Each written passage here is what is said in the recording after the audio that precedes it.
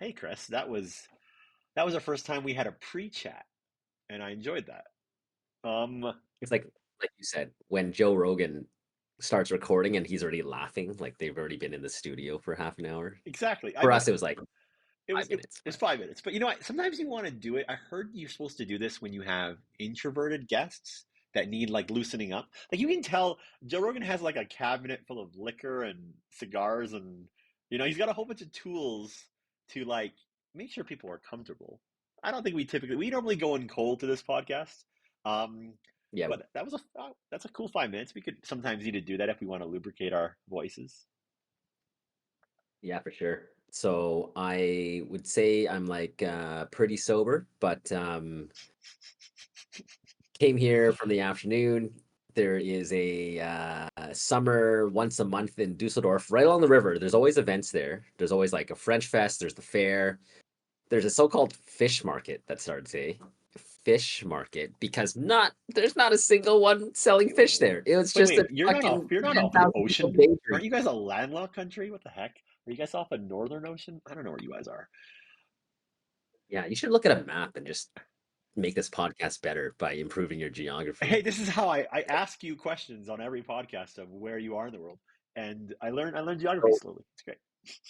so like there's like major rivers in Germany. The I'm Rhine. along the Rhine. Ah, I got it. Cool. Yep, Rhine. Yep. The Rhine flows through the Netherlands into the North Sea, but the Rhine is like the St. Lawrence, right? So shit can come up the river. Wait, wait, wait. A big ass cargo ship can come up the river? Yeah, it's a real river, not like the Bow. Oh, It's a okay. I real was river. not used to those big rivers. Oh, wow. So it's a Yeah, really yeah, big yeah. river. Okay, never mind. Not a landlocked country. Okay, I take it back. No, that's one of two. And then like so we have literally I live like the next community over is a harbor. Like they dug out parts of it so like the boats can dock, right? It's like a freshwater, fresh river harbor area. I like to hope that some of our listeners are as ignorant as me and have learned something because I've learned something now. Thank you. Yeah. Didn't know Yeah. there was gigantic rivers in Germany. Wow, that's cool. Um, so fishermen obviously really fish. So you're saying it was a fish market, but wasn't a fish market? What do you mean why it wasn't a fish market? I think it's they just called it a fish market, but like now no one's selling fish. Maybe they're all dead. It's literally just, man, 10,000 people. It's like 20 Celsius today, and everyone's just drinking wine and Aperol spritzes on the river, sitting along the bank. It was bumping. Oh, Like wait a second. I do remember a river in Berlin when I was that there. is not A river. tiny river, and I remember having good river culture. Like there was cafes on the river, sort of, and like it felt like at least okay, our Bow River doesn't have things on it, We and we tried with like East Village and failed badly. yeah, it's sort of that's funny. It's like, yeah, we built like a balcony, and then once a year we trick a yoga teacher into teaching yoga on it, and that's like the culture. No, but like here, there's like people on it all the time. Like anytime it's nice, there's people sitting on the river. But like here, it's because you can drink in public. Like you can just So bring your own why wine why with can't we you. have a river taxi in Calgary that like commutes you from Eau Claire to Inglewood, and it's kind of fun, and like you could do this in Calgary. We just don't because I don't know. I'm going to change that. I think I'm it's going to like change that. people don't want to go outside. And then the other thing was, dude, it was like a Sunday. It's just like a random Sunday, just a nice Sunday, and like it felt like lots of people were out. And like you dress up and like Dusseldorf is kind of like a bougie city. And so yeah, just some good looking, well dressed people walking around, just like Cool. drinking white wine and champagne and you can walk around with your glasses. And if you need new wine glasses, because your ones at home are no good, you just don't pay back the deposit and get like low to mid grade wine glasses you can just take home. So like I met up with a Canadian friend that I met, and he was like, "Yeah, I need new beer glasses," and he just like kept the glasses and didn't like return them for a deposit. So he got like $3 beer glasses. I'm like, okay, Beautiful. they're not great, but they're like it's like authentic because it's like the actual beer glasses people would use, right? So you take them back home to Canada, you're like, yeah, these are the ones I drank with during my time here. So So kind of neat. funny. Wow. I have so many segues from that. Sounds awesome. Calgary, it's a beautiful day right now. Um, Sunny out. It's probably like, I don't know, 15 degrees, I want to say, but dryness. It feels quite nice. Probably Yeah, 10 only, but it feels great. yeah, man. Flowers are blooming already. Cherry blossom season. All the cherry blossoms are out Ooh, right you now. guys get cherry blossoms in Germany. Ooh, I didn't know that. Why would I know that? Not just Japanese people. That's what I thought. I don't know. It's I true. guess you're right. Other parts of the world must get it too. Yeah. Our friend Jack is So in I'm Japan loving right now looking at cherry blossoms. So shout out to Jack. we probably don't have that many, but yeah, I mean, it just feels good that like the season's already started and it's like the first week of April, like t-shirt weather if you Love want. it. Riding my bike already. So Ooh, just hey, I saw a picture of your bicycle. It looks yeah. like an old school, like it's probably there's levers or something. It's like a European bike, right? Yeah, it's a 5 speed. It's probably like 30 years old. 5 speed with the down tube shifter, but it's just a single one. So only uh one side has, I don't know the proper terms. It only has gears on the one side of the chain, right? Yep, Not on the pedal side, but the back. got it. Uh Dusseldorf's pretty flat, like we're on a river floodplain. So I was actually thinking about upgrading my bike to like a fixie because it's so flat. It actually makes sense to Ooh, have always wanted to have a fixie. and go That like sounds full so hipster. cool. Yeah, full hipster fixie. I like it. Nice. Yeah. Oh, So yeah. the bike is nice because yeah, way better bike culture here also. I mean, people here bitch about the bike lanes, but it's still like 5 times better than Calgary. There's like bike signals. You have bike traffic lights that are red, yellow, green for the bikers to use, and then they turn green like when you share it with the road, like they Mhm. turn green like 2 seconds before the car ones do, so the bikers can get out of the way and then the cars can turn, right? Like it's pretty well. That's I where the mean, high taxes go. all Europe has better bike infrastructure than all of, Canada and Yeah, North America. I mean, there isn't very many cities here that actually promote it enough. I'm trying to think if there's any. Like Montreal maybe is the best one in Canada. You know what? Vancouver's not bad. Vancouver's not terrible. At least we have e-bikes and there's like stations. I gotta say the e-bikes with stations actually works pretty well. right, right. Yeah. I mean the Dutch have it down where it's Oh literally yeah. just equivalent to a road, where it's like bike traffic is real traffic, whereas even in Dusseldorf and of course in Canada, bike traffic is secondary Always to second. cars and maybe tertiary to pedestrians. But Totally. I mean, the Dutch treat it like no, like you need traffic lights for otherwise it's just rows of bikes. You wouldn't find a gap, right? Like so many people bike. Um, But I've seen videos of urban planning in the Netherlands, and man, they have bike infrastructure like garages for only bicycles and parking spots, and they have what the way they have transitions between bikes and cars, they make the cars slow down, like they make the cars transition levels instead of the bikes transitioning levels. Like it's so much more bike friendly. You don't have to do these crazy bumps up and down. Yeah, I think. you and I probably you and I probably watch the same YouTube guy where he talks about Oh yeah, that. Yeah, exactly. And like it's just like, and I believe this too, and I believed it in Calgary. It's if you have a car, you don't get it right away. You already have convenience of the car. Why should everything go your way? Like it should be hard for you to park. It should be hard for you to turn. Like let the bikers and the pedestrians go first, right? I would mostly agree. Yeah. I mean, we have we have a higher tier here. It's, trucks. So like, it's just Trucks, yeah. trucks over cars, do you think, or Yeah, what? a little Like it's bit, a trucks little first. bit. Yeah, I mean a little bit. Like the trucks are just like, get out of my way. I'm bigger than you, right? Like, like the trucks I did have honestly a guy. makes the cars have to be bigger just for safety reasons.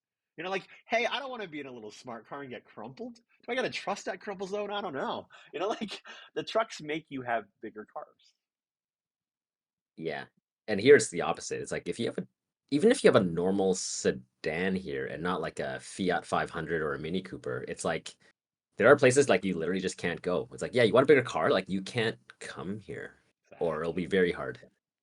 Yep. But I did have a friend. I don't know how ironic he was being, but that person was like, I don't want to be in the accident. I want to be on the accident. What? Like if they get in an accident, they want to be like plowed up on top of the car that they're on top of. And I couldn't tell if they meant it or not, I don't but even I think there was understand what some that element of means. truth to that. What does that mean? Be on top of the accident? What? That makes no sense to me. Like if there's a pile up, he doesn't want to be like a fender bender where they're hitting equally. He wants to be on top of the other car when they And crash how do you achieve that? with like a lifted truck or like a giant Oh, vehicle.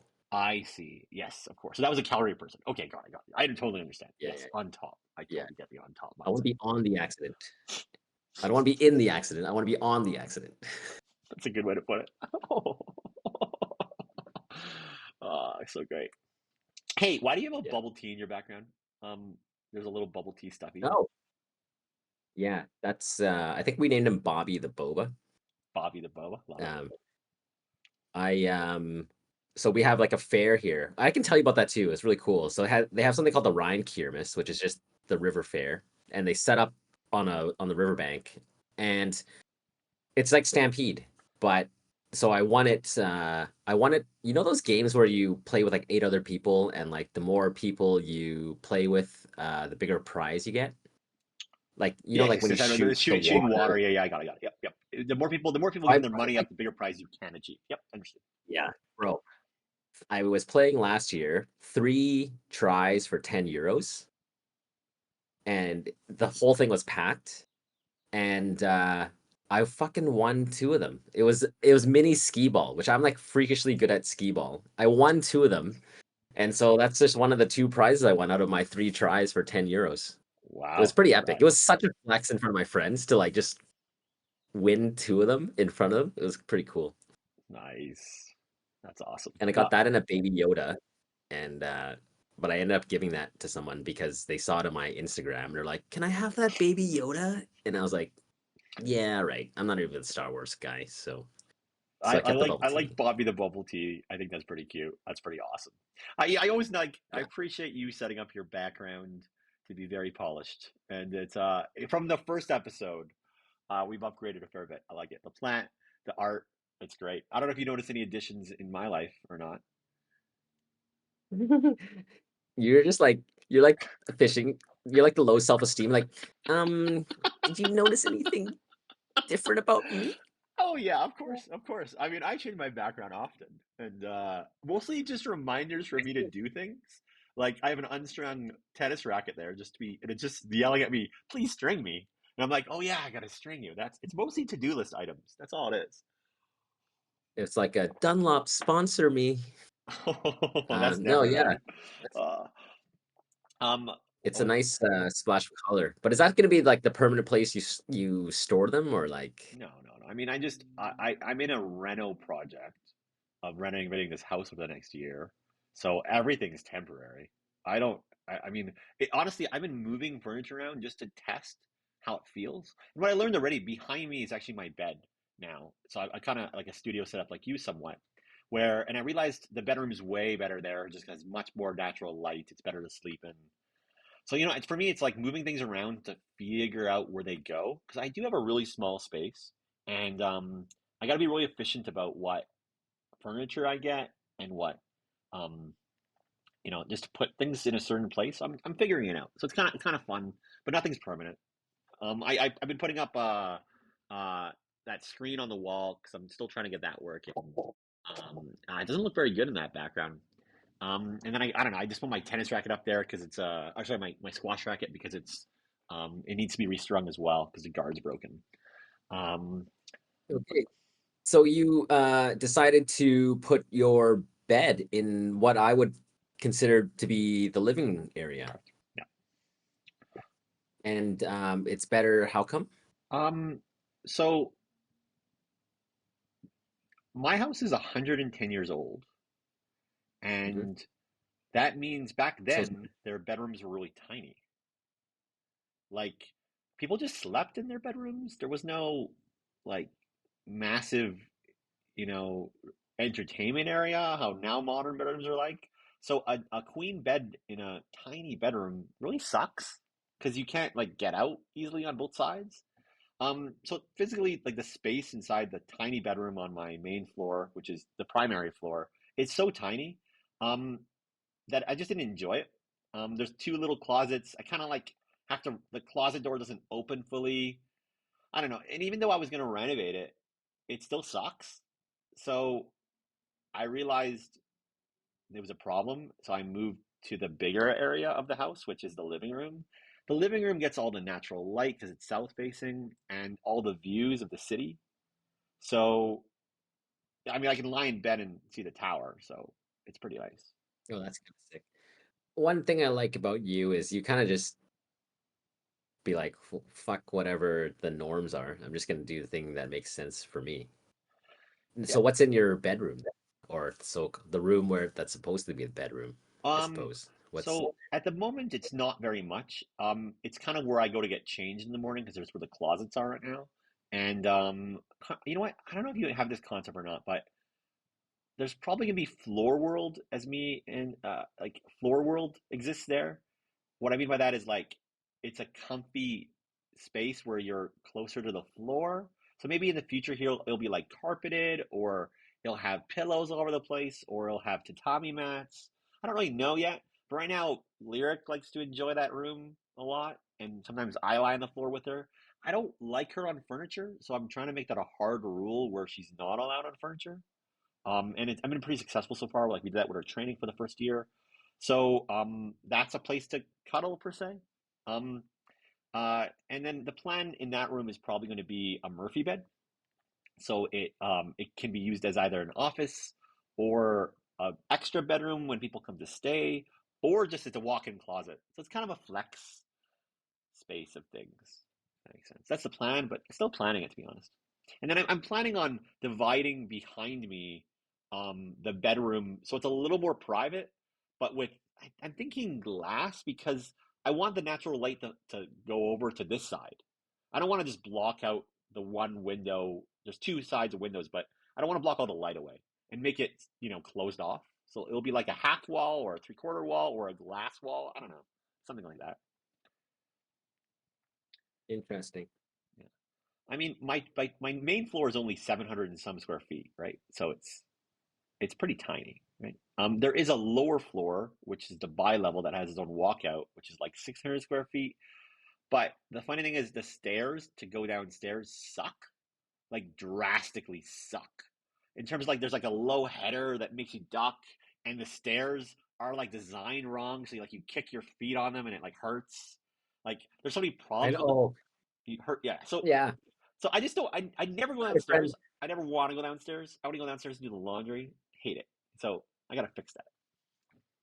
Yeah, you gotta make it nice. I had a friend who had a similar bungalow with same with a low like hit your head kind of thing, and then people just partied there, when they hosted parties. So I think it's possible to make it nice, and of course that doubles your space. So you obviously want to use it for something. Yeah, I got a bunch of ideas on how to make this space nice. You know what? What I did yesterday actually, I think it was, is I climbed up into my attic. Um, and I measured my whole attic, and I got some crazy ideas for my attic. So I don't really know the right answers yet, but I know what the dimensions are. So I had to use a tangent function to figure out the angle of the roof, and I kind of forgot how a tangent function works. Sadly, like I was like, okay, I know it's SOHCAHTOA, obviously, TOA, but I'm just like, wait, is it anti-tan or is it regular tan? And I had to try it just to figure it out. I was like, okay, of course it's fucking anti-tan. We're not kidding, right? Oh god, so like 37 degrees, I think it's inverse 10, inverse 10, inverse 10. inverse 10. What the fuck's that Then you word? also have arc 10, which Yeah, I is know. That's which why it is was the blue confusing. over. Oh god, how did I forget Then there's math inverse words? arc 10. Well, you go from angle to ratio and vice versa, but then there's like the ratio reversed or reciprocated. But I mean, it was just a single trial and error, so I figured it out. Also, I asked AI to do it for me, but regardless. Um, that's amazing. but 37 degrees is the angle of my roof, and it was cool to see what's up there, and it looks pretty clean, and I got a plan for that too. So I'm kind of I don't know, I'm making it up. Um, I'm excited for this reno, and I'm slowly improving things. Yeah. Nice, man. For the attic, it's just like a hole in the ceiling like the old school ones, or how do you get up there? So there is a small piece of plywood that's like 2.5 feet by 2.5 feet that's covering this little box, and then there's like a foot and a half of ceiling for some reason. So I have to put a ladder underneath that box and climb up the ladder and then like kind of do a half pull up to get up there. Um, and yeah, that's kind of what it looks like. It's the same footprint as the house. On one side, it's a little more shallow, and on the other side, it's a little more steep. Yeah, I don't know. Yeah, okay. It was good to go up there because I saw all the electrical that's exposed. So I'm like, oh yeah, of course that connects to that. Oh, there's the vent for the shower, and there's the vent for the kitchen area, and what does this old chimney do that does fuck all? Like I've been looking at this old chimney thing. I'm like, this does fuck all. How do I prove this does fuck all? And I proved it by going up there. Actually, I looked down and I was like, yup, it does nothing. Great.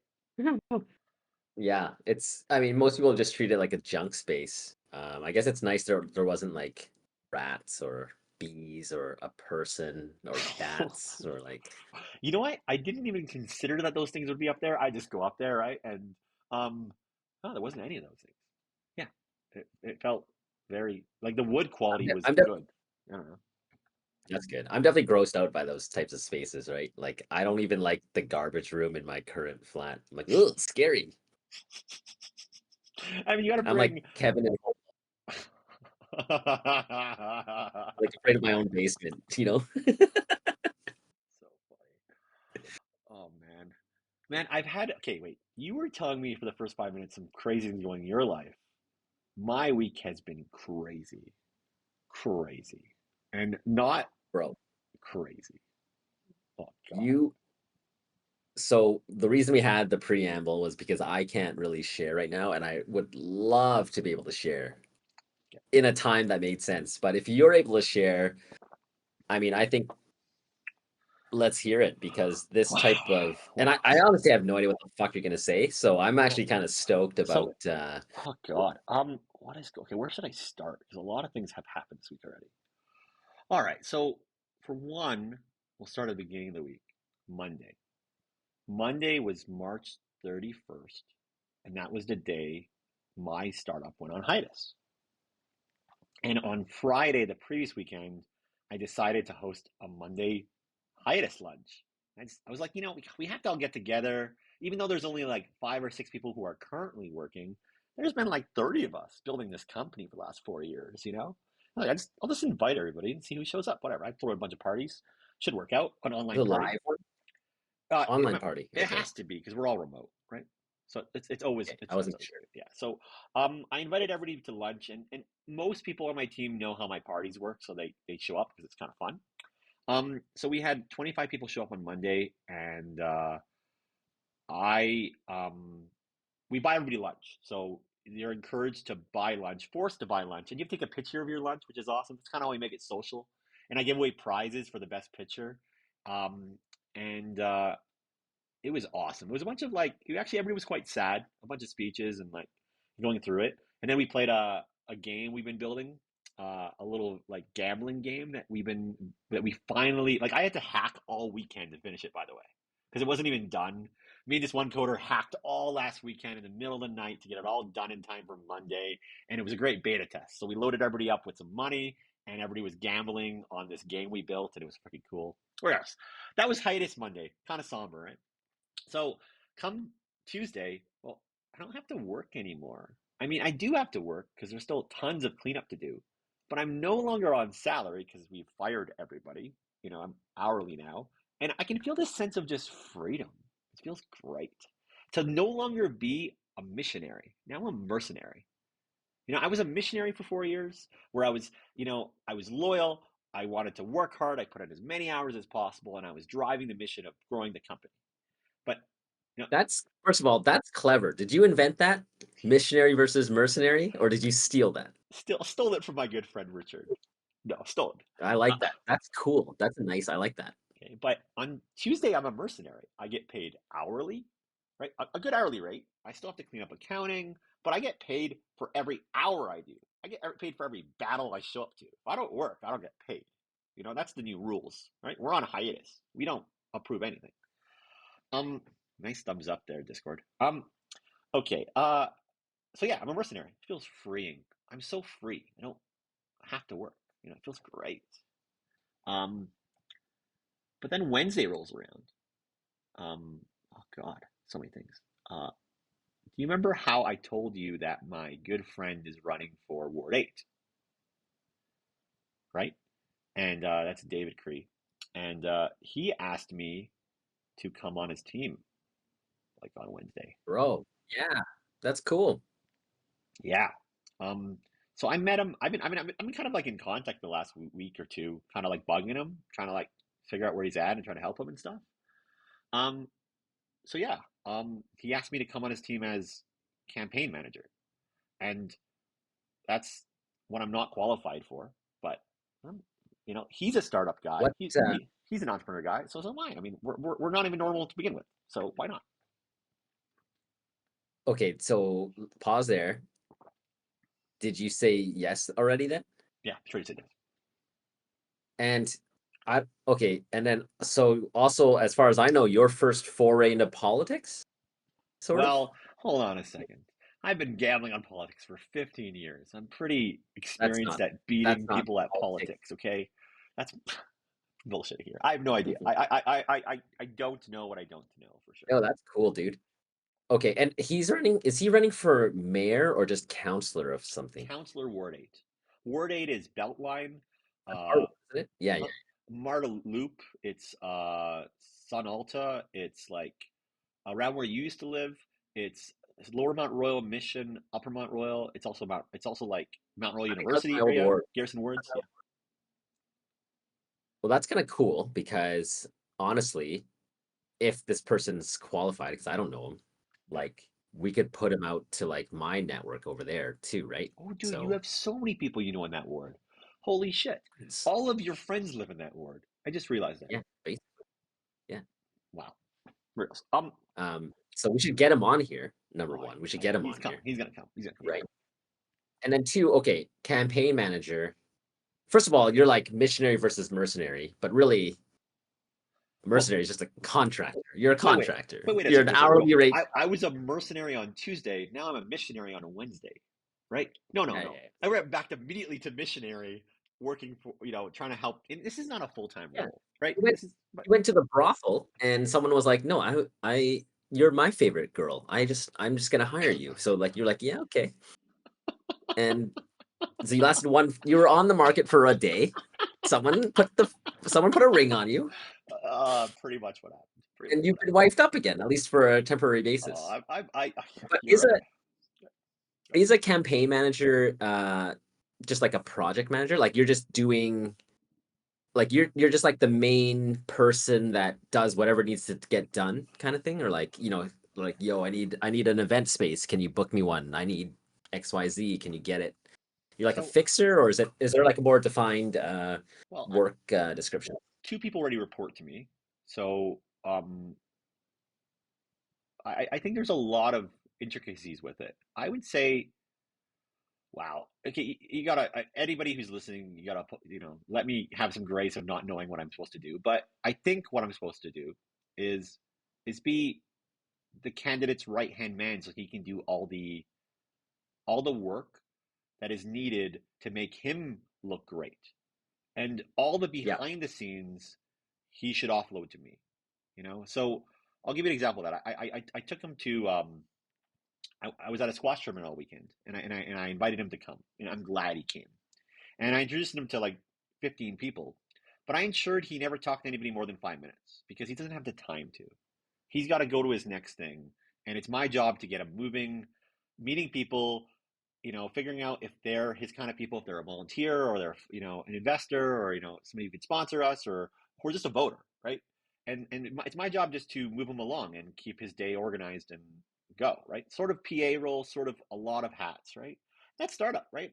And then I mean, there's another thing that happened. He had his son there, who's 4, and his son was just about to cry because he couldn't open an orange, and I'm supposed to just immediately go open the orange for him. Of course, that's my job, right? So yeah, that's yeah. what I do, right? And I don't know what I'm supposed to do. I'm just supposed to be his good second. That's it. Very cool, man. Man, I got lots of follow-ups. number one, I know like when we did our business together, I mean, you kind of like the spotlight. Um, you're now on the other side. Is that any different to just be the behind the scenes dude and while you're trying to make him look good? Totally fine with me. You know what? I think one thing I learned was I've always wanted to run, and I've always thought about running. Like I've thought about running for a long time. I've always looked at the data and been like, "Ooh, that looks like a award that I can win because there's no incumbent." You know, like this looks doable. I've always thought about it. I've always tried to kind of figure out how to do it. But I realized that I should help him win so I can learn how I could win in the future. I don't really want to win right now. I'm not Oh, ready. I don't want to do it now. Maybe in 10 years, has he run before? He's like How he's like me. He's an entrepreneur. He's been entrepreneuring for years. He's done nonprofits as well. how are you being compensated? Are you allowed to talk about that? Like that, are you just paid Um, from donations, from campaign it's a funds? good How does that work? question, and I don't want to talk about that just yet. Uh, Okay, good. however, from my understanding, it's standard. That's what everybody says. It's standard. So whatever that means to the people who know, it's standard. Um, Okay. but for me, I don't even really care about that. That's dumb to me. All I want to do is help him get elected and try to win. Let's win. I don't care. Let's win. I have time. I got other things to do too. It's not my going to be my full time thing. Get, Just want him to get win. like a success bonus. Success bonus, like if you're a hockey player and you make the playoffs, you get like a You're on the right like track. a You're on the right track. That there is something like that. Here's something else. Okay. Um, if you help somebody, typically what happens is, and I don't know all the stories here, but if somebody gets elected, who's the first hire they make when they actually have a budget in office? Well, chief sometimes of staff. chief of staff goes to sometimes the person who did the campaign. And then sometimes it really Right. doesn't because they're the wrong person for the job. Because now the missionary role is probably years. So, that's not always ideal. So, I don't even know about that stage. That's phase two. Let's not talk about phase two. But hey, I mean, that is part of win bonusing if you consider it that way. If you want it.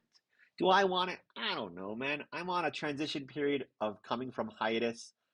This is me, you know, looking at some weird Bro, you went things. on a what you went on a 2 day hiatus. You immediately found another job. But I don't consider this a full-time position. This is a short-term temporary thing that ends, right?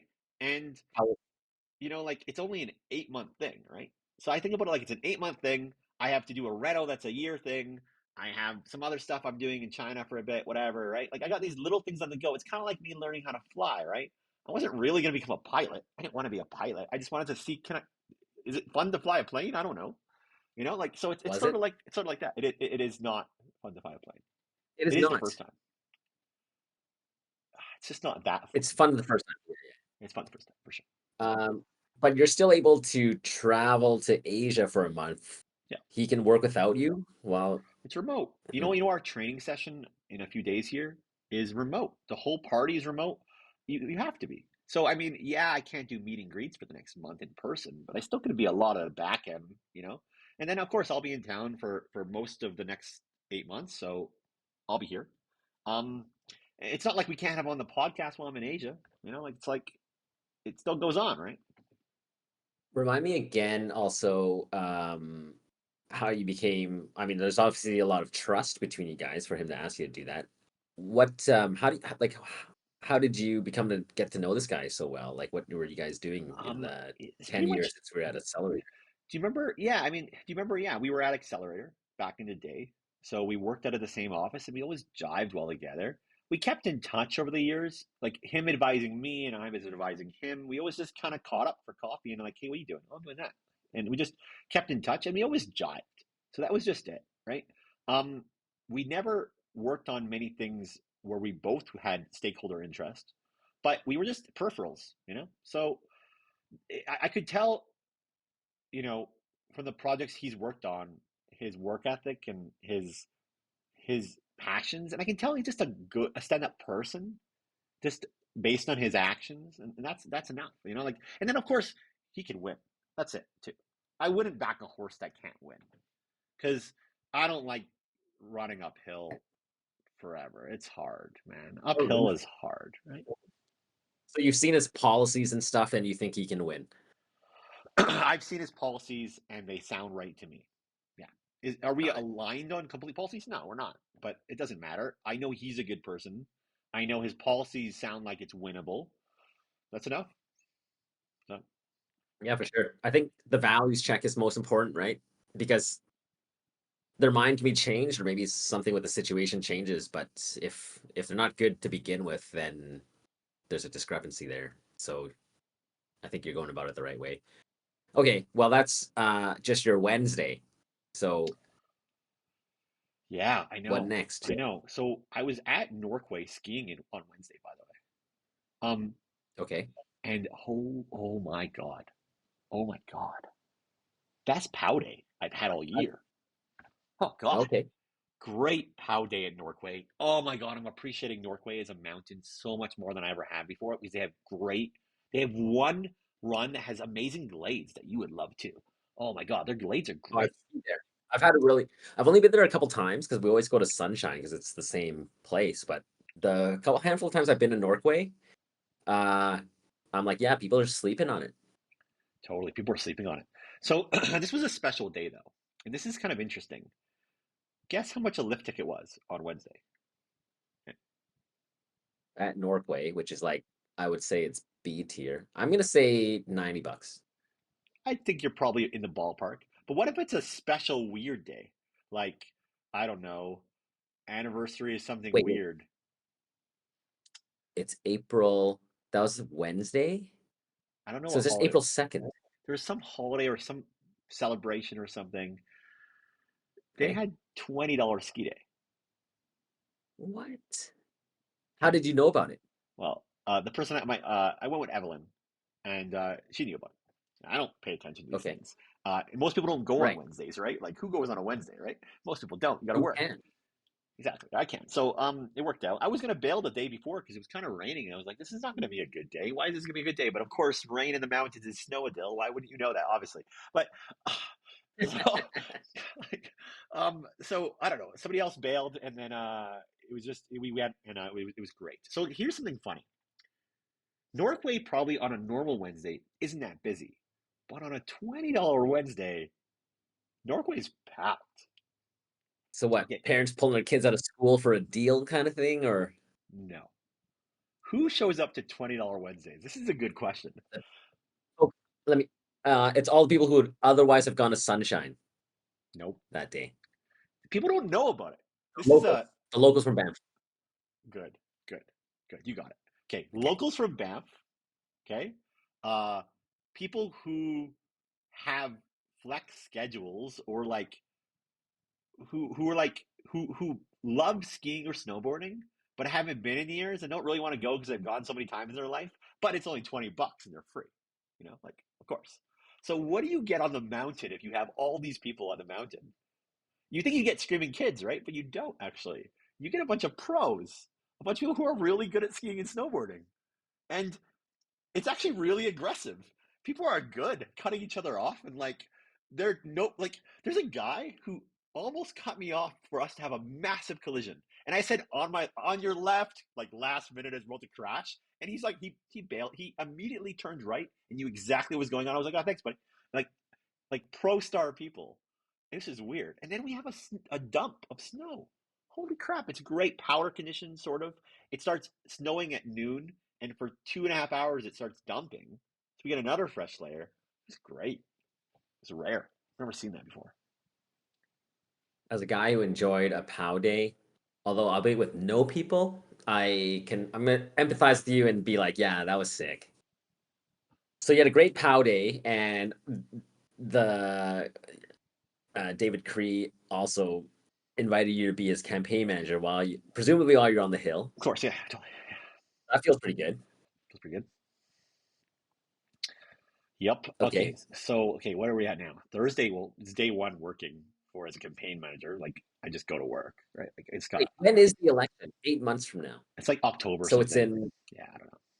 bro, that's 6 months though. Oh my So God, you is only it work 6 months? 6 months. Oh, great, even better. It's April 6th. I don't know what day it is even. I haven't even looked it up yet. It's October or November. I don't know. Jesus, like Yo, I don't even know. it's Sunday today. Oh God, it hasn't barely been a few days. I don't know. Immediately, get to work figuring out the team, who's in charge, who's the old campaign manager, why is she leaving? Like all not leaving, just Yeah, being going under me. you Like what's all going got to on here? Yeah, understand why you didn't hire her back or him back, or I just who are yeah. Go ahead. who are the two people that are already working for you? So the old campaign manager, she was maybe stressed about the position a bit and maybe wasn't perfectly for her. So she's under me as a ground manager. And I think she'll be great. And then there's a marketing guy who I know from old startup days, and he is money. Wow, marketing and social media. He is so good. I'm stoked to work with him, to be Is honest. is the old campaign manager fine that Yes, they're now not running the show? yes, she's happy. I Which is think topical to the thing I can't talk about just yet, but hilarious, hilarious. But yes, no, I think she's totally fine. We had a great meeting already, which I think was yesterday, and I think we're clicking. I'm not worried about it at all.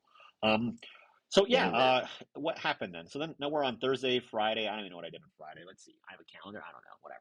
Oh, I started playing a squash tournament on Thursday, right? That's what. So I played a squash my first game on Thursday, and then I had three. I had three, potentially three more games on Saturday.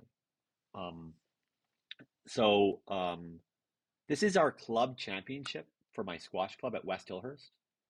And you were talking about rare beer glasses you can't get.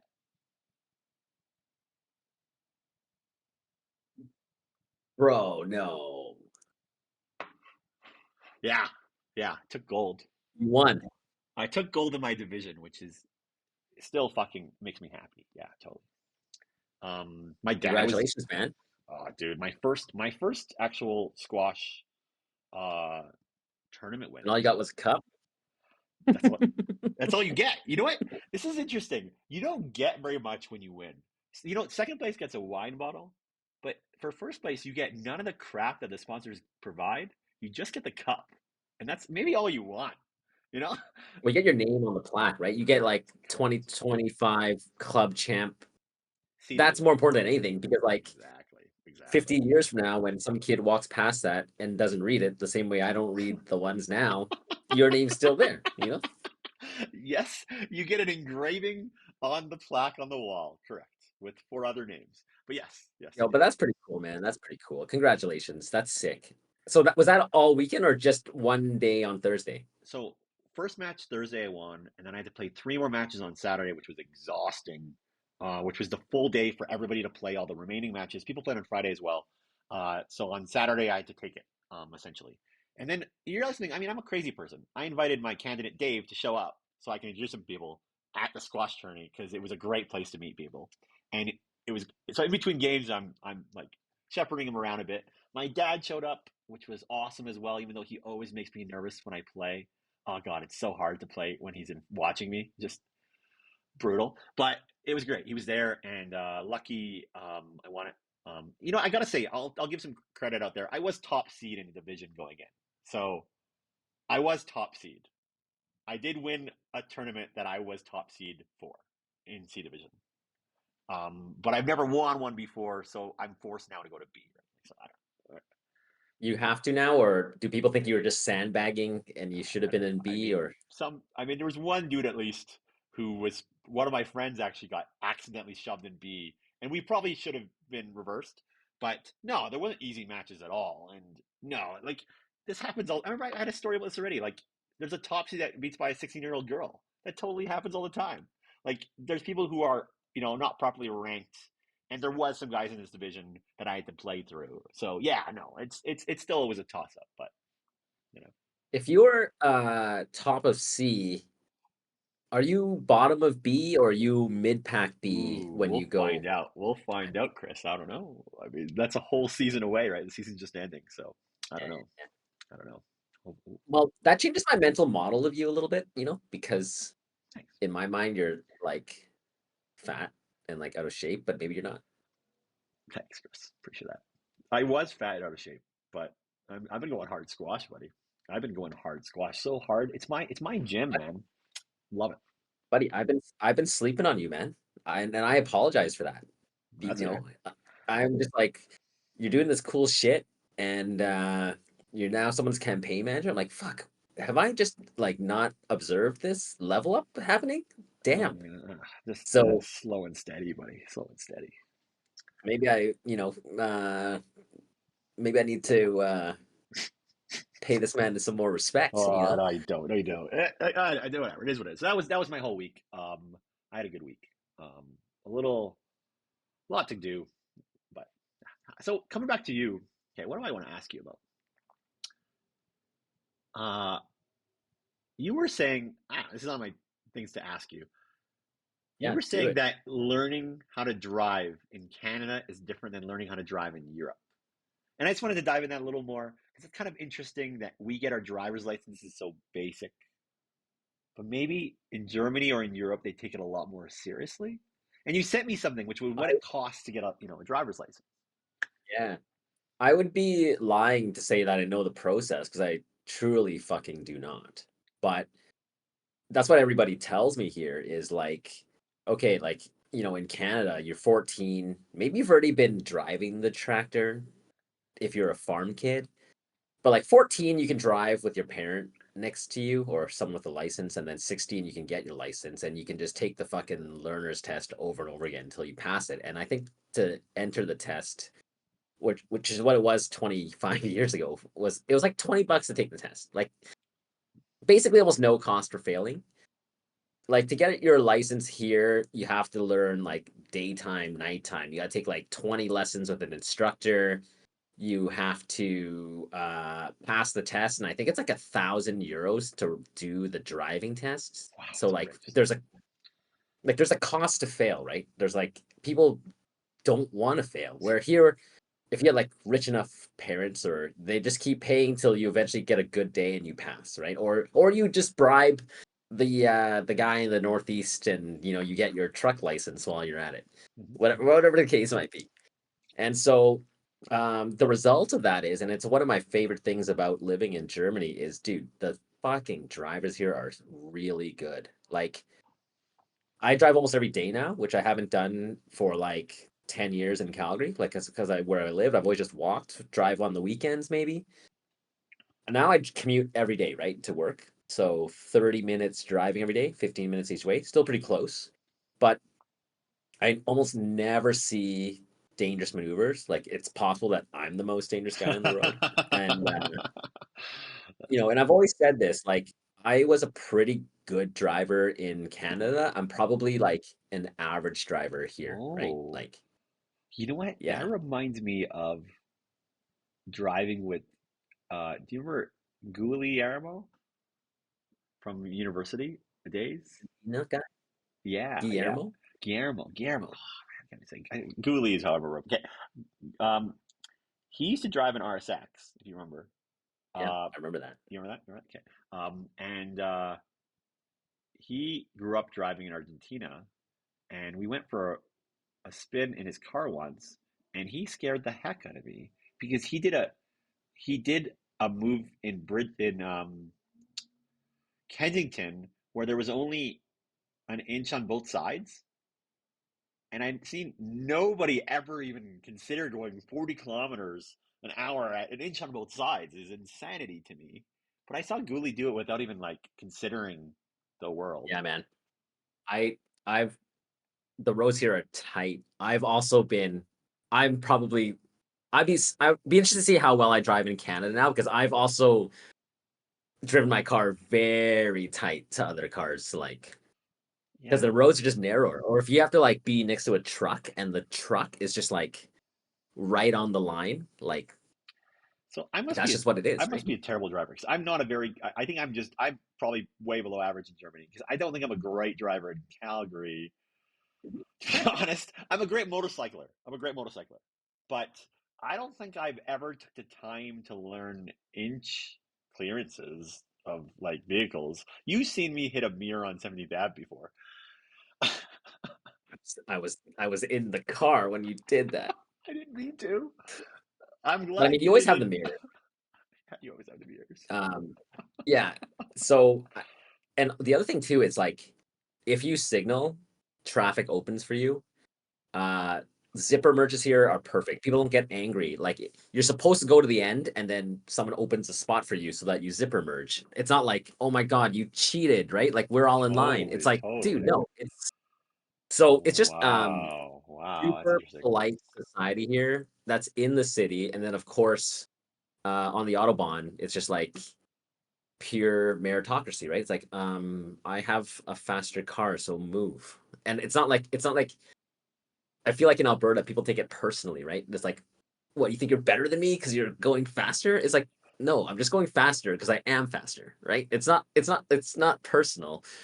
So I think it's just more it's better behaved. It's a more polite language on the road. Like, there's a driving language, right? You can tell how someone's driving based on, just how their car is moving on the road, right? And people just get it here. And so it's probably my favorite thing about uh, the culture here is the driving culture. And um, someone told me this. Maybe I already told you, but like, how America has the NRA? They're like, you'll never take our fucking guns. For Germans, someone told me it's you'll never put a speed limit on the Autobahn. Like that's their NRA. There's like the Got it, lobby of got it, just got it. like, you Got it. can't take our freedom to drive as fucking fast as we want. So it's pretty good. Here's the other thing I noticed too, man. Um, you have to get winter tires here. Mhm, mhm. So the insurance is like, let's say you crash your car and you didn't have winter tires. It doesn't matter if you weren't at fault. It's your Like fault. maybe you were 20% at fault because you didn't have the tires. So like it's not illegal not to have them, but if you're in an accident and you didn't have them, like maybe you were a bit wrong. So Wow, wow, yeah, that's interesting. and like That's an I would interesting say one. I don't. So I have mine on, but it's like, dude, it goes to like 0 here. Like there's no snow. Like I don't. Me personally, I don't think they're needed. But Got it. Hilarious. so there's like a level of safety here also, and you have to get your car inspected every 2 years, no matter its age. Wow, I think. that's Yeah, awesome. yeah. So That's like different. every car on the road is like roadworthy, at least like relatively recently. I believe that is the rule. And the last thing is obviously like you pay a ton of tax here, right? But like, man, I've noticed like in crazy rain, the road does not accumulate puddles. Like it is Ooh, so really good perfectly world drained. quality. Like, Wow, that's rare. Okay. yeah. So like you won't hydroplane. There's people are I don't think they're slowing down on account of rain one bit. Wow. Like people are still flying by like 180 in the rain, right? Just wipers on max, but like the road does not accumulate water. There's no ruts. That's not a thing. Like the water just drains off the road properly. Wow, I didn't realize we were scrubs. We're scrubs here. Wow. I didn't realize how bad we are. So like I almost need to get a Porsche here because it's like, what's the point of having one in Canada? Like, what is the point, right? Oh, you go 130? Like I go 160 in my electric car, right? Like it's like, but then it's also Oh, in the that's so culture. Like, funny. I really like this because like my friends, a lot of them don't have licenses because they're just like they don't drive. Like it's owning a car, having parking is expensive. But even them, like when they're with me, number one, maybe because I'm a good driver, but I think people just used to speed here. They're like not scared if I drive 160, right? They're just like, this is normal. And then like even like the people with the lowest self-esteem to be like, I'm a terrible driver. I wouldn't even rent a car if I was in a foreign country. They're also just like 110 is just too slow. Like their baseline of what's normal is also way higher. So it's just a different upbringing. So between like the driving and the public boozing that's still responsible, like we are missing out on two things we do a lot of as North Americans, right? Which is drinking and driving. Not and in North America, probably both at the same time. But like I think we get both those things a little bit wrong that like, the Germans really have. And that's like it might be uh enough to overcome the other issues. Cause like I drink out in public so much and then I drive that like it might overcome like the bad taxes and the horrible bureaucracy and all that. like because you just interact with those two activities so much more. At least I do. That is interesting. I like the way you're explaining it. That's awesome that they've got to a level of perfection of drinking and driving when you're not drunk, obviously, but driving as well. Yeah, they both take it to extremes of awesome, and that's cool. I like that. Um, Here's the thing: if you crash your bike and you're wasted, again, it's not. I don't think it's illegal to be hammered and ride your bike, what? Oh, bicycle, bicycle. Yeah, yeah. bicycle. But if you're hammered and you crash your bicycle into something and like Uh-oh. cause an accident, they take away your driver's license. Totally, as they should. In Canada, not the case. You can do it. You can scooter drunk if you want. It's a bad idea. Don't do it.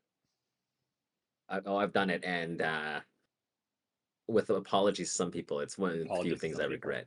Yeah, agreed. Agreed. Not a safe activity.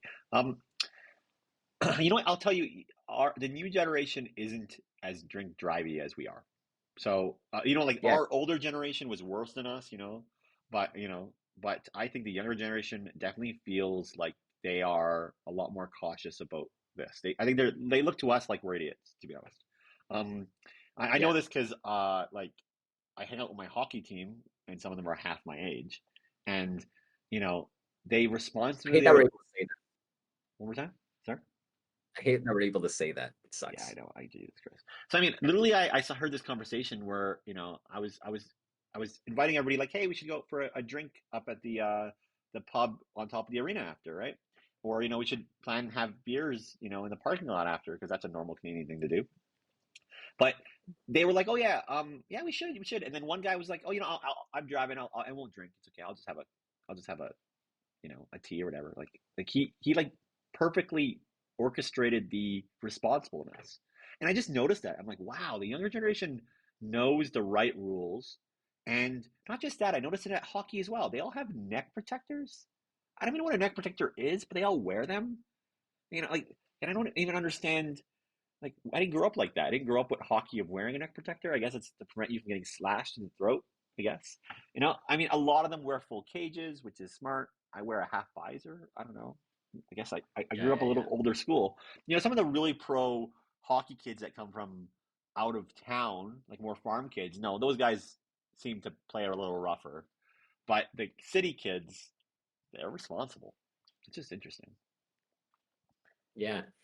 I've noticed that as well. Not even with the Gen Z, but even like I have most of my friends here like early 30s, and they almost have like a zero tolerance where it's like, hey, I'm not even gonna have a drink. But I was always taught like you can have one, right? Exactly. You can Like have you don't one, right? need you can be like 0.01, but like a lot of people are just like, hey, if I'm driving, I'm just gonna go full, not even risk it. So I've noticed that as well.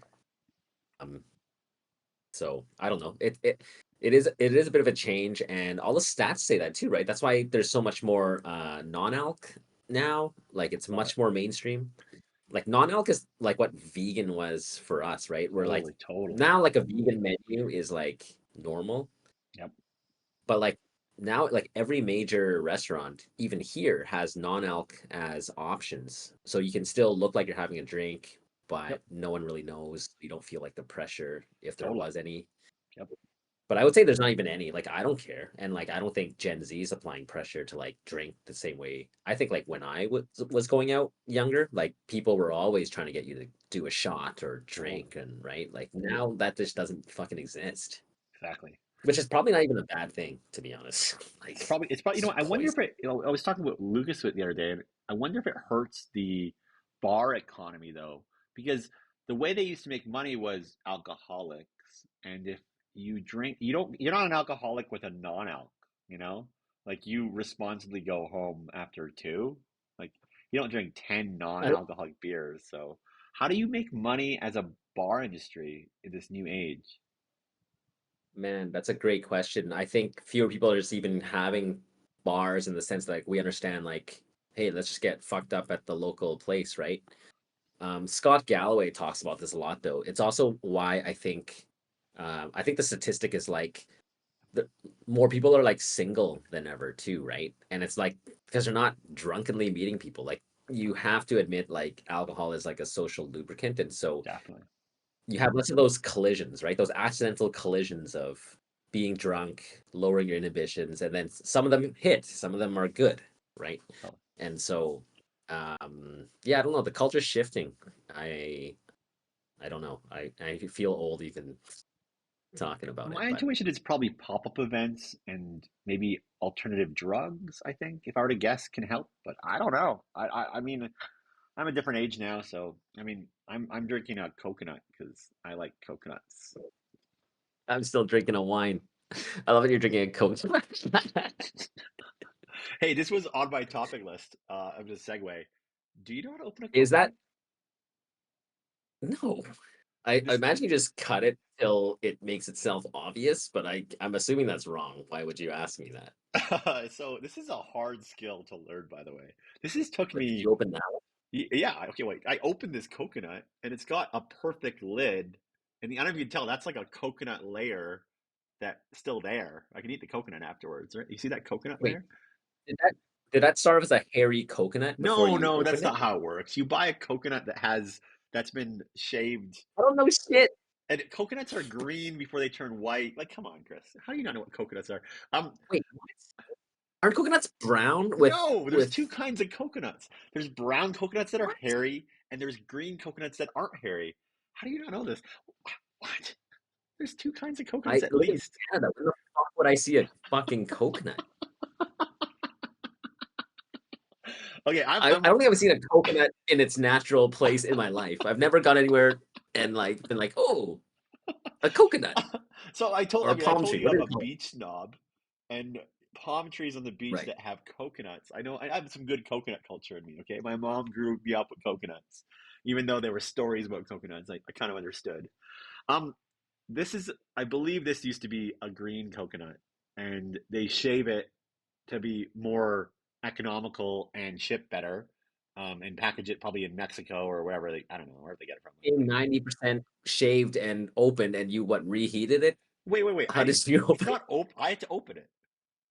So I had to open this coconut, which is not an easy thing to do. And I've tried a whole bunch of techniques in the past. Like the most effective technique that I learned by my own trial and error was using a drill. Like that's just the easiest route. Like why wouldn't you use it? That doesn't make sense to me. Like use a drill. Coconuts are freaking hard. Make a hole, and then of course you have to make a second hole so there's air to escape. Because if you're putting a You straw don't in want one of it the to holes, plug into your mouth. You don't want it to go in your mouth like unevenly. You want no. The the problem is the laminar flow. pressure inside the container. You need an air vent to create pressure on the other side. If you have a straw with only one hole, it won't work, right? This is like a known rule. Like you should know this rule that if you had a Coke can with a single hole in it, like it won't work, right? It's the same reason why a Yeah, yeah, juice yeah. box has this weird effect of like the reason the juice box works because it deforms in shape, right? But a coconut doesn't. Right, but a coconut cannot. So it's like a pressure effect, right? So you need to create That's two harder. holes. Yeah, okay, yeah, great. You have to get two holes with a drill, and it works. You know, one for the straw and one for Okay, the air. so many follow-up questions. Not really, but okay. Number one, are you drinking the water that's in that Yeah, coconut naturally right now? yeah, exactly what I'm doing. I have a straw in the coconut, and there's a Dude, hole. where is that from? Is that a custom straw that you owned for coconut drinking, or what the fuck does that come from? It's from a water bottle that has an internal straw that I use. I don't Okay. know. You don't have a dedicated I do coconut not. I straw do not have a yet. dedicated Yet. coconut straw. I've been thinking about it. You know, Okay. Two, is it more economical than just buying coconut water pre-extracted from other coconuts coconuts? when they're the most cheapest. You know, you can get them for 250 is the cheapest coconut you can ever get. For a full coconut, typically you'll pay $4, and sometimes you get lucky at three-ish. So I think I got lucky at three-ish, maybe. It was like six for two coconuts. I don't know, something like Okay, so that coconut was $3. that. Correct. Is it Um, just like a fancy drink? well, it's fresh coconut water. So fresh coconut water is much better than just bottled.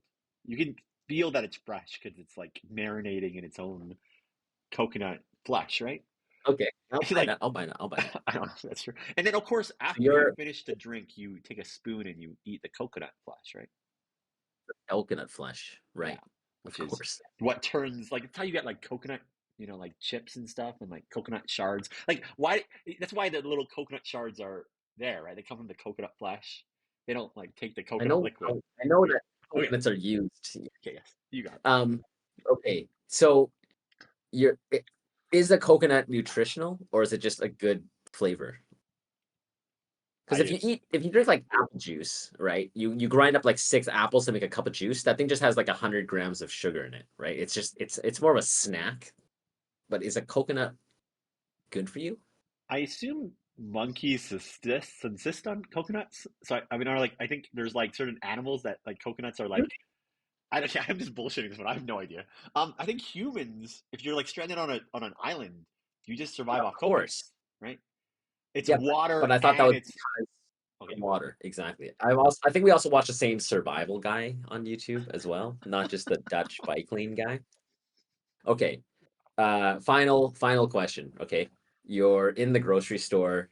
I imagine you see a pallet of coconuts, and then you're like, your eyes light up. You're like, oh, they're 2 for 6. How many coconuts do you buy?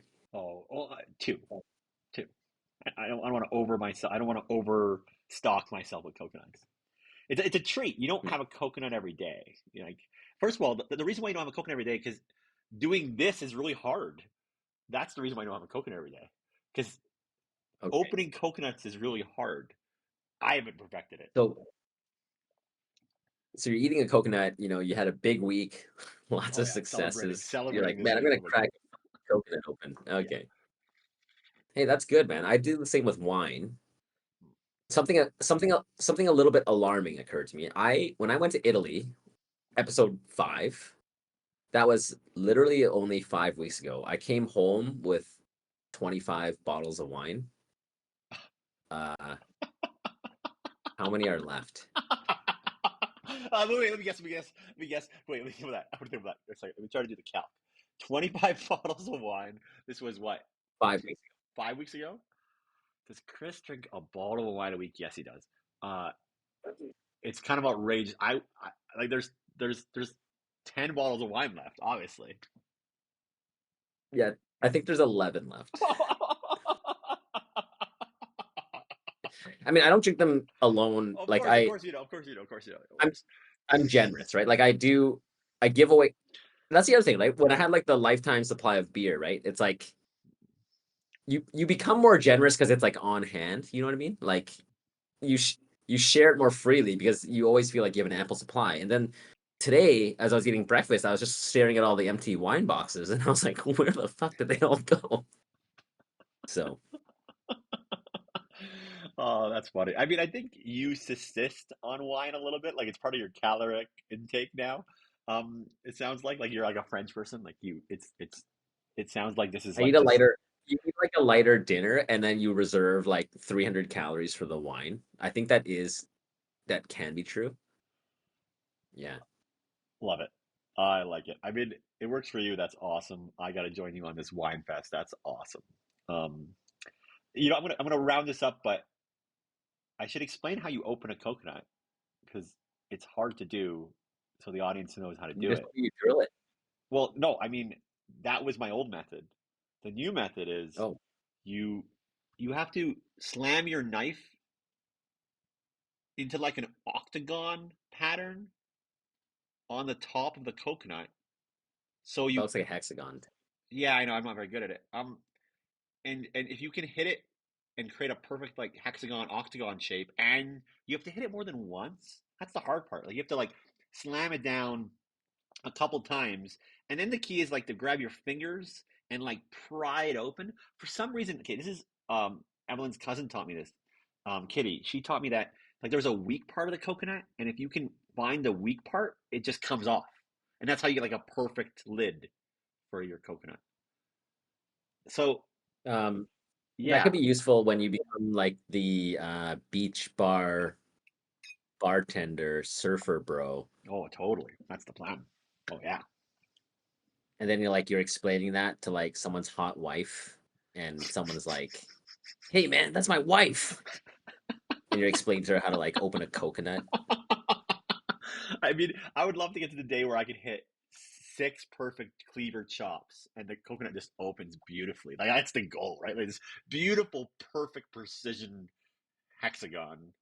Oh, that's gonna be the day, but not today. I actually think I believe in you. I think one day you actually will be able to do that. I hope so. I hope so. I'm gonna keep trying. Yeah, that was my coconut bit. Hopefully, people enjoyed that. That's a joke right there, by the way. I gotta turn that into a joke. Yeah, but I'm the joke writer. I know. I'm sorry. I'm telling you to turn it into a joke. Is what I'm actually asking. Ah, I just what? don't think general interest in coconuts is that high. But I'm not gonna shit on it. I do think. But what's funny about any of that? Lots of things. I don't know. There's a punchline there somewhere. I see. The problem is I'm good at storytelling, but I'm not good at the Yeah. punchline piece. The punchline piece is the hard part, right? Like there's some like I don't know. This is your domain, man. You tell me. I don't know. I just I think the pitch it. comedy always has to be in like the absurdity of something, right? So you need to like think about like, okay, what's absurd about someone just opening a coconut randomly? I don't know. Well, You got to think about it. it's probably my motif. Like it's probably like Indians like coconuts. I'm an Indian. We like that. That's like somewhere there's like it's like the mango joke for Indians or something. I don't know. I Or didn't even know that. I'm clearly not racist enough to even know what that's alluding to. wow. I mean, like a lot of Indians like mangoes. That's just a thing. And I've heard this. Like I've heard. I don't know if it was the classic. What's his name? Indian comic. I mean, they're tasty. I like mangoes. Great. Um. You know, I've So never bought a mango in my life though. what? You've never bought a mango in your life? Wow. Did I? So I don't know where I learned the tropical fruit knowledge, but I have it. Like I know I know which mangoes are good and bad just by like look.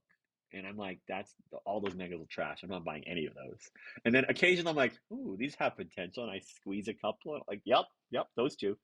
Like we get terrible mangoes in our culture in Canada. You know what? Our Australian dog trainer, Kezia, was just like she moved from Australia to here, and she's like, the mangoes here suck, and she's totally right. They all suck.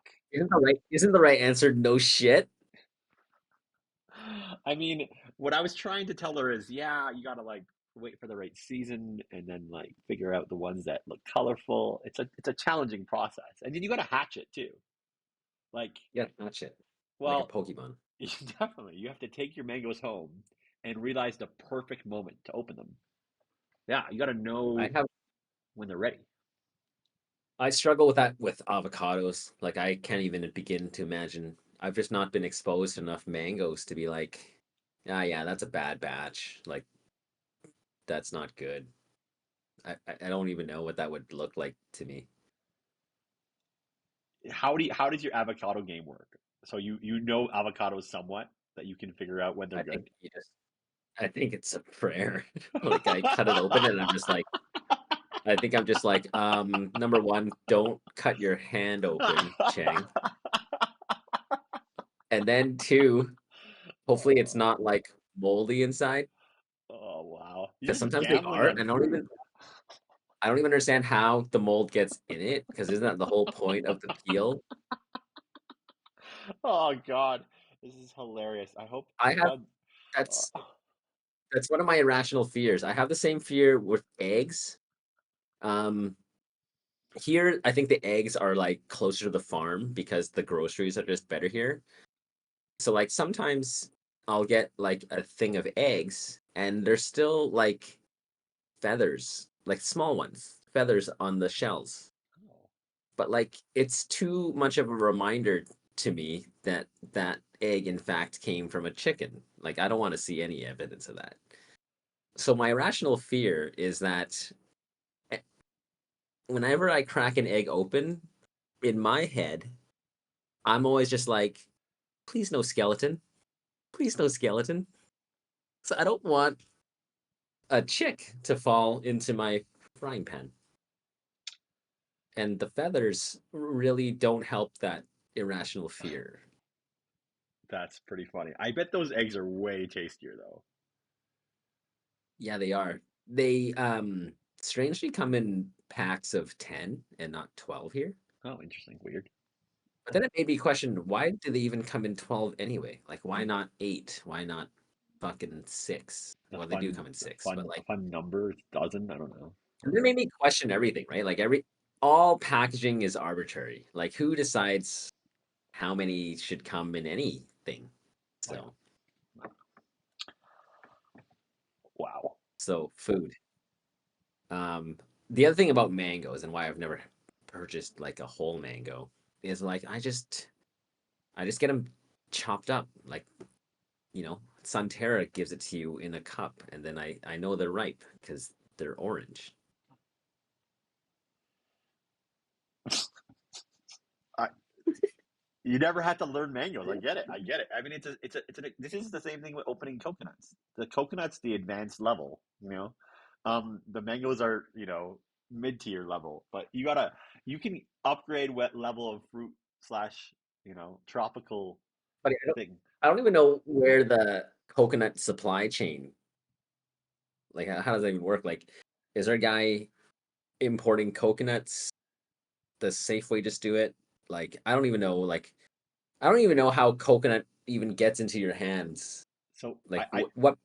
I don't know the answer, but I know it's only seasonal, and I know actually know you know what I have a buddy in Vancouver, Alfred, who runs some of the accounting for a company that does that, that does importing of tropical weird fruits, probably for Chinese markets or something weird. I don't really know, but he told me like yeah they get them on a ship and like they're the people who are importing these weird fruits and I don't know what they are. Like I've never opened a durian and I've always wanted to maybe explore that. I don't know. I think I haven't either, but I think it's just like you take a cleaver and you just start hacking that shit in half, and then the smell overpowers you, and then you're like, why the fuck did I think this was a good idea? And I mean, that's at a level I'm not ready for, but I assume there's yeah, something there. I'm a basic bitch though, man. Like I don't really go after like fruits in that way. Like I'm like, blueberries, nice. Strawberries, cool. I almost never eat peaches unless they're in a can. I don't Oh, I eat love peaches. Love peaches. They're great. peach. It's the same thing. I can't tell. There's too many of them. When I look at a peach, I cannot tell if it's good or bad. Like is it supposed to be red? Sometimes they're two-tone, like a cat might be. Like I just I look at the pile of peaches and I walk past it and I'm just like I don't know if any of those are good or bad. And then like if they're not good, will they be good? When will they be Wow. good? I didn't realize I inherited so many skills from my parents in regard to fruits. Like, I guess these are just like taught to me when I was a kid. Like, these are things I just Wait, they taught learned. you? They, were you like in the grocery store and then they're like, this one's a good one. And I then don't. like I think I just was there. Like, I could tell they were going through it, so I was observing their own, knowledge with it. And they both grew up in Africa, so this is, where tropical fruits exist. So they were always disappointed with Canadian you know, fruits in anyways. So they're just like, oh God, all these suck compared to, back home. So I I feel mean, like I could have one. yeah, I could maybe. I could hire someone. I could hire someone to just be like, "Hey, can you walk with me through a farmer's market for like 1 day?" I think it would only take 1 day. Yeah, yeah. And just be like, "Teach me how to select produce." Produce? Produce? Tell me how to select it. Like, what's a good bok choy? How do I know Oh, like oh Jesus. is right? The What's Asian vegetables are a whole gambit, man. That still intimidates me. I have no idea. All I know is I like lotus root. I like what's it called? Rankon? I think it's called rankon, which is the Japanese word for it. Like lotus root. You know what I'm talking about? the one with the holes in it? Yeah, yeah, yeah, exactly. Yeah. That's super good. Oh, I love Those are lotus root. tasty. Yeah, if you can get it like cooked right, I have barely done it. I bought it maybe once. I also like daikon. Wow, daikon's awesome. Oh, daikon super good, man. Super good. It just takes on whatever flavor you cook it in because Yeah, it's bland. but That's the purpose of it. but both of those are barely on my radar to figure out at home. Here's another one which I would. Oh man, I don't know if you know. Do you like? This is a weird segue, but do you like Chinese desserts? Have you ever explored that Uh, territory a bit? by eating them, I like red bean soup and like tofu. There's like sweet tofu you can eat, and you can get other tapioca, and then sometimes usually they're hot also. Yeah, you got it, you got it. So, I mean, my favorite dessert in that side of things is like black sesame dumplings. You know what I'm talking about? Like, Oh, Yun, like yeah, soup. Yeah, I know you got exactly it. what you are. It's a Yeah. black sesame soup, and then there's also black sesame inside of a little dumpling thing, Oh, right? bro, I know how to make those. I That is actually one thing I do know how to. I can't make them, but you can buy them. But you can make the soup super easy, and then you just boil them up. So I don't know where to buy them. I know, Easy. what? You know where to buy them? TNT? I Yeah, can't find them at any TNT. Chinese supermarket. I don't know where to get them. Yeah, any or go to H Mart or No, like one of the Korean I've places. been They'll have. there, but I don't know. I'm kind of a fish out of water in those markets. Like I kind of barely know where things are, and people aren't helpful. Like these people just look at me stupid. I don't know. This is not that obvious. I can't read all the They're, packaging. it's easy. It's easy. They're frozen. Okay, they're I didn't frozen. even know that. Okay, thank you. Yep. So there's two. There's like literally only two frozen aisles. Walk down both of them, and half of one aisle will be the frozen dessert place, and then you just look on the pictures. I swear I've looked for it. I've not found that one yet, but I will try again to find that one. See, hey, so your Yeah, those parents are taught fun. you must see. This is just inherent by seeing your parents do stuff. You just learn it. So I mean, I know tropical fruits. I just learn it. You must know all these Chinese weird things. I don't know. I don't know any of those things. Yeah, I guess some. Yeah, that's a good dessert. I like them too because they're kind of gelatinous. They're chewy and they're tasty. They have a nice texture. So on a side to that is there's a business in Vancouver that we really love actually called they sell. I'm gonna say it wrong. Sogu. Wait, what's it called? Sago? Is that the word? It's like this hot dessert that is all warm soy stuff. Like we were talking tapioca stuff. Sago is like a certain type where there's like I don't know. Somebody else said the word sago. I swear I remember that. But this dessert place in Vancouver is awesome. It's right in like the heart of the Asian district, not Chinatown. It's kind of down like near Commercial or something like that. But it's just for dessert. They have nothing else. You go there for dessert, you have your dessert for 30 to 45 minutes, and then you leave. And they have great turnover. And you order your stuff and it arrives in like 5 minutes flat. And and you sit on these really, really uncomfortable chairs that are like circles. And they're really uncomfortable, sort of encouraging you to leave, but they're super ornate. Like they come from China, obviously. Like the tables are like these super ornate tables that look epic. Um, and I don't know. I just thought, man, that needs to exist in Calgary because we Are don't they have. are they made of like red wood? Yeah, redwood. You got it. Totally. Yeah, it's like old school Chinese furniture, like from like the fucking 19th century. Yeah, like that. And you know what? They were. There's Yeah, I something don't to know. be said. Yeah, something said about that. Oh, since we never talk about food, so this is really interesting. Sometimes I get into these obsessions where like I eat something in a restaurant, and then I'm just like, dude, there's no reason this should be like $30. I'm just gonna fucking learn how to make it. Right before I moved to Germany, I really like linguine and clams. So I literally learned how to perfect like a white wine reduction for my pasta, which actually is not Ooh. that hard to do. You just have to like decide you want to know it. Um, Let me tell you what I've been cooking though for the last 2 months because I went out here with my half Chinese, half German friend to celebrate Chinese New Year, which is actually like really nice. Um, and I'm like, man, I fucking love beef and broccoli. Fucking love it. Simple dish, dude. I've decided I'm that's what I ate for dinner tonight. I just was like, I'm gonna learn how to make beef and broccoli at home. It's just beef and broccoli.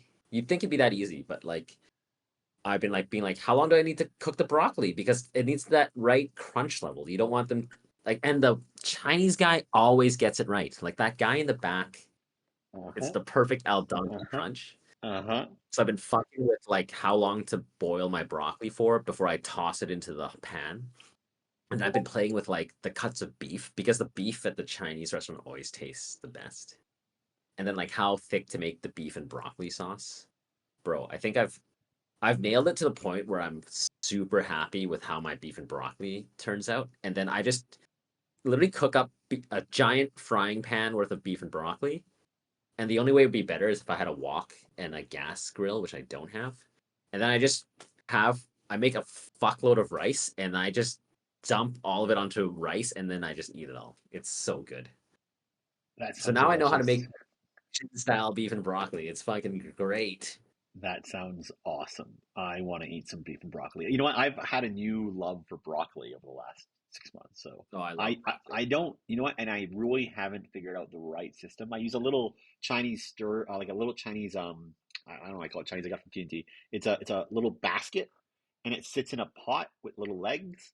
And I fill the pot up with water and I steam it.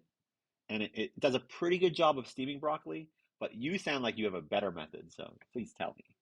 You have to blanch it. So what you do is you boil a pot of water and then you dump the broccoli into the water and you just cook it for like no more than 2 minutes. Okay, 2 minutes. Got it. In boiling water. Got it. Take it out. And then you just finish it in the frying pan so that it doesn't overcook. Interesting. I So think you it's the frying best pan way. it. I understand. That's an interesting method. I don't mind the steaming. It's You kind of gotta, working for me, but I'll try that.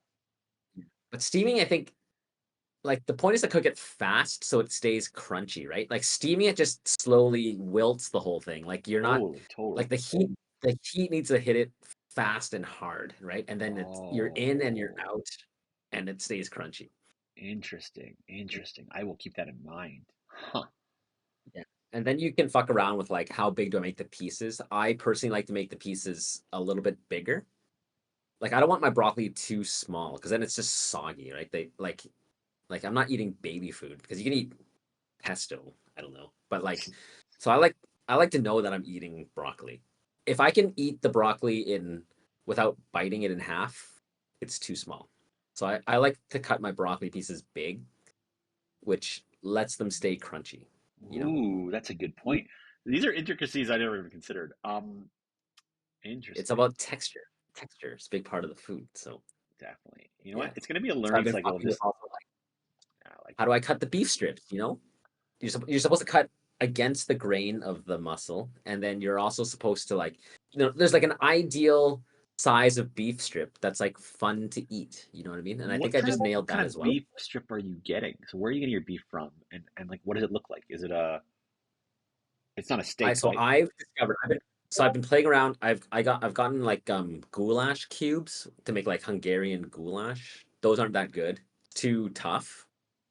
I've actually found so far I've been liking fast fry beef strips because like you don't need like super good beef, but you just need uh beef that will cook up fast in the wok and still stay tender without drying it out. So like super thin sliced beef cut against the grain and everything on high. Like you cook everything on max heat and like the beef and broccoli is done in like 2 minutes and it makes a complete mess of my fucking kitchen because like the shit is just the oil and everything is just like spraying everywhere and that's just it's a horrible cleaning job in my kitchen right now but it's like you sacrifices have to be made like you want yeah I think Chinese cooking is it's supposed to be fast and hot yeah Got it. Got it. I will keep that I'm in loving mind. it man I'm not sick of that shit I think I can eat that for a long ass fucking time till I got tired of that Great. I'm so gonna that's have my to have latest some. but also do a deadly white wine pasta as well now. I want to hear that recipe next time. I think we should wrap it up, but I want to hear your linguine white wine reduction one of these days because I would love to try to improve my Italian game for sure. I think I have a kind of a I've got like a gnocchi dish that I like. But I don't have enough. I don't know. I don't think I understand how to cook good pastas and how to make. I don't know. One thing I learned was better tomato sauce is better. So I think there's like something called like Rouse. Is that what it's called? Is the name of a tomato sauce, and it's a little more expensive, Mm, but substantially different to make a better pasta. that it's just um yeah, that's what I learned. But dude, this is a good food Acid episode. twice. What feel like wrapping it up or anything Uh, else you wanna talk about? yeah, I loved it, man. That time went by fast. I'm sure we're over an hour, but didn't feel like it. So Yeah, yeah, still fun. right on, buddy. Yeah, well, that's the pod. See you later, guys.